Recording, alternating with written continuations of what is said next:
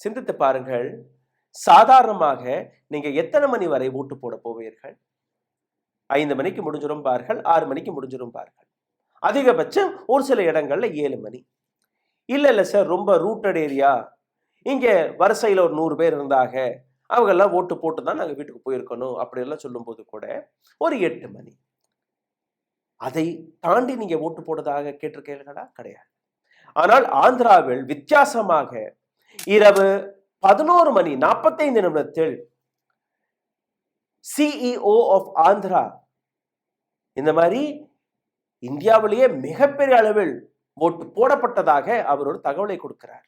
சரி, 11:45 வரை ஆந்திராவில் மக்கள் ஓட்டு போட்டதாக ஒரு செய்தியும் வெளிவந்தது. ஆனால் ஆச்சரியமாக இருக்கும், ஆந்திராவில் மே 13 தொடங்கிய voting அடுத்த நாள் அதிகாலை மே 14 2 மணி வரை நடந்திருக்கிறது.